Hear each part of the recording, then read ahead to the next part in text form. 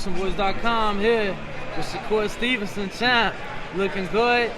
We only a couple weeks away, July 13th, your homecoming fight, Newark, New Jersey at the Prudential Center. Talk to us what that means to bring one home in front of your hometown crowd. Ticket sales going crazy. Floor seats already sold out. Talk to us about that. It's definitely a good feeling knowing that my city support me. And come July 13th, I'm going to go in there and I'm going to beat the shit out of the dude from my city. We got like 4 or 5 different opponents that pulled out, so we ain't really got no opponent yet, but we still searching. Well, can you talk to us a little bit about it? Because when it was officially announced, the opponent, I can't pronounce his last name, but Caracas or something along. Sarakis, yeah, something like that. Word was that the reason he pulled out because you wouldn't agree to VADA testing. Is there any truth behind that? That's a lie.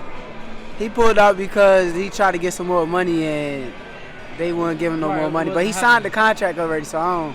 But it is what it is with that. But the fight will continue. You guys will make sure to have an opponent there July 13th. Yeah, most definitely. Now, on the card also, you got Joshua Good Jr., a lot of excitement behind him. I know you guys both deal with James Prince. Talk to us a little bit about him and what you expect to see out of him. Josh Grid Jr. here, a hell of a fighter.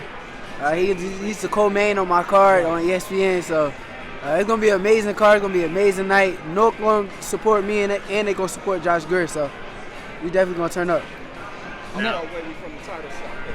After this fight, I should be fighting for a world title. Valdez? I feel like you call out Valdez? I want to fight Valdez, but I heard that he's moving up. He's moving up to 130. So maybe title. Yeah. Yeah, I'm hearing Carl Frampton. Maybe you and Carl Frampton. I smoke Carl Frampton. He hasn't looked the same. He hasn't looked the same after the second Leo fight. I smoke him. But look, I'm here supporting my brother Quinn Randall. He fight on the Charlo card. Yeah, he a beast too. So I'm definitely here supporting him. Talk to us a little bit about yourself, man. Big stage to be here in Vegas on a big card, national television. Yeah, man, it's gonna be a good fight. I promise you. I promise it's gonna be a good fight. It's gonna end early too, so don't take your eyes off the TV. But I was the team captain on the USA team for the last 2 years. I was ranked #1 in the nation, #2 in the continent, #5 in the world. And a lot of that is because my boy Shakur gave me some hella fire sparring, getting me ready for them international southpaw fighters. So it's gonna be 4-0 come Sunday night. That's all I'm gonna say for right now. Well, ending quick, huh? You say ending quick? I'm ending quick. What make you feel it's gonna end so quick? I believe in myself, man. I'm getting the best sparring. I've been sparring the best for years. I've been sparring, like I said, Shakur Stevenson, Terrence Crawford, Earl Spence, Jamel Charlo has been my sparring partner, Regis Progress. So I've been in there with the world's best. So and I'm ready. So I don't care what he bringing to the table. I know what I'm bringing. Recently, you went on live to talk about your sparring with Jamel and Earl and Terrence. Talk to us about what that was like. Obviously, all different looks, different weight classes. But talk to us about the work that you got from each, and who would you say was the toughest out of the 3? Ooh. Between the 3, I ain't gonna lie, when I first sparred him, he frustrated me so bad because I could never get off more than 1 shot at a time because he knew his range so good.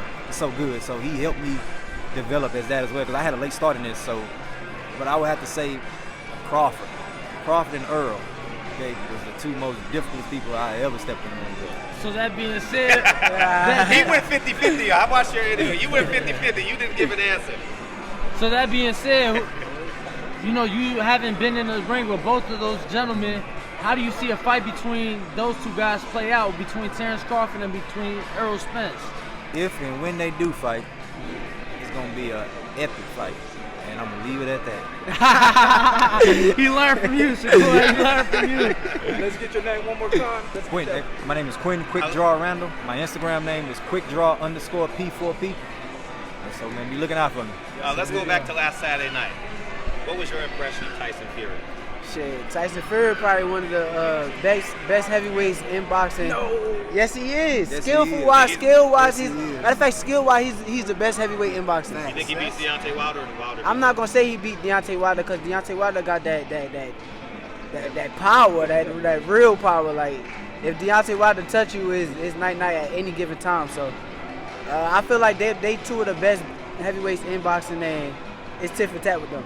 Do you think that being that Tyson Fury just came here, you've been with Top Rank for about 2 years now, 16. Do you think it's uneven in terms of the promotion? What you mean? I watch TV and I'm like, Shakur Stevenson you remind me of my son. You look just like my son, for real. Yeah. You remind me of my son. Good looking kid. Kind of does. Yeah, you know what I mean? Yeah, looks like my son. So when I see you, I'm like, you should be at the BET weekend this weekend. You should be doing something for Jet Magazine, whatever the case may be. But when Tyson Fury came over, it seemed like, whole hell Tyson Fury, he's the guy. When they got you, when they have you, you know what I mean? I think Bob and Top Rank, I'm not putting you on the spot. I get you. But I genuinely think that you have a chance to be special across both sides of the fence because you're God-gifted, you're talented, you speak well. But it seems like they just keep on giving it to Lomachenko and Tyson Fury. I get what you're saying. It's going to come a time I'm probably going to speak on that. I ain't going to speak on too much of that right now. But I understand what you're saying. But either way, I'm going to be a star regardless. I'm going to make my way. I ain't tripping. Do you feel that and sense what he's talking about? Yeah, I get what you're saying. I understand what you're saying. That's your job, Shakur. You want to be like up there with Floyd Mayweather, you know, where you making I'm gonna be a star regardless. I promise. I'm gonna be one of the biggest stars in boxing in the next few years. On it. I can speak on it. Nobody heard of Tyson Fury when he had just 9 fights. My man's already finna headline his own card at 10 fights? Yeah. So that says something himself. It took Tyson Fury 20 plus fights to even get recognized. He just came to America trying to steal American fans. He already got that. He got international fans, American fans. So, do you think part of the issue? This is my belief, so I'm asking this question. I feel that part of the issue is that American fans do not back their own fighters, right? I agree with that. You know, they're back the foreign fighter. They're back the foreign fighter before anybody else, right? When we talk about the big superstars, as far as Floyd in his era, Wilder now, people pay to watch them lose. In a sense, you get what I'm saying? I agree with that. And stars like Canelo or Anthony Joshua, they got countries behind them. Exactly. You represented your country. Yeah, I understand that. I ain't gonna lie to you. Yeah, honestly, I agree 100%. But I think one of the other ways of reversing that is through YouTube. Very powerful platforms. I think more fighters. Yeah, but they don't tune in unless you. No, some channels are very large, but it's hard to get fighters to gravitate towards this new way of building a profile. I think it's a very powerful and effective tool. But what I'm saying is I don't think the fans tune in or the fans don't look at you the same unless you act out a certain way. If you don't act out a certain way, they don't tune in. They don't look at you that same way. Like, man, I'm gonna say this is America. You'll be surprised with how powerful some of the YouTube platforms are. I understand. But if it ain't no drama up there, or I don't think black fighters have to relegate themselves to that. I think there's other ways of doing it. I hate you probably. So that's your opinion, but I'm just telling you what it is. Shakur, obviously you was you was in the last Olympics 2016. You medaled silver. Floyd was very persistent on wanting to sign you, things of that. The reason I'm bringing up Floyd is because when he came out the Olympics in '96, there's a video interview that Dan Rayfield did. He was working for USA Today at the time. He said that Floyd had the option to come out and be, America's child, be that good persona, but he chose not to. Do you feel that as a black fighter in America, you almost have to have a negative persona in order to become financially, well off? Because it seems like that's what helped Floyd, you get what I'm saying? Because people weren't respecting his talent. They were paying to watch him lose. Do you feel like that's an issue in America, and if so, how can that change? I think that's the issue with African American fighters. Yes. But I ain't gonna speak on. I'm telling you, I ain't gonna speak on it too much. But it's the issue with African American fighters. That's how I feel. You can do everything right. Terrence Crawford spoke about that at the Breakfast Club interview. I don't know if you saw that. Yeah. But he spoke about how they want you come to on, be the look villain. at Terrence though. Yeah. If Terrence was acting a certain way let's be for real, what kind of star would he be like? If we being honest, or if he signed with PBC, he'd be a much bigger star. I don't agree with that. I don't agree with that. Talk about it. I don't agree with that. But if he acted out a certain way, he would be a bigger star. I think Terrence has everything. Arrow too. If Arrow acted out a certain way, Arrow would be a bigger star. So and that's fact. How do you plan to change that perception? To his point, how do you plan on changing that perception, or is it you cool with just being you and let the rewards come to you how they come? I don't know. I know one way or another. I'm gonna figure it out. So it's gonna happen. I ain't tripping. I got a nice smile and. No, you right though. The world like me. So no, you right. One way or another, I'm gonna figure it out, and I can fight. It's crazy because I feel like a big issue with a lot of these young fighters. They don't know how to speak. You get what I'm saying? When the cameras is in front of them, they don't know how to flow a conversation, how to conduct an interview. Yeah. You know, that's a great thing that you're able to do.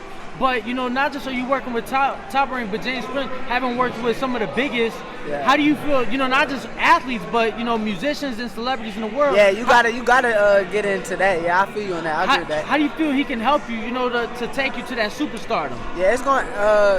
He got other rappers like what Drake, and he tied in with a lot of rappers. So I feel like that's gonna help a lot, and I'm gonna try to break into that part of it also.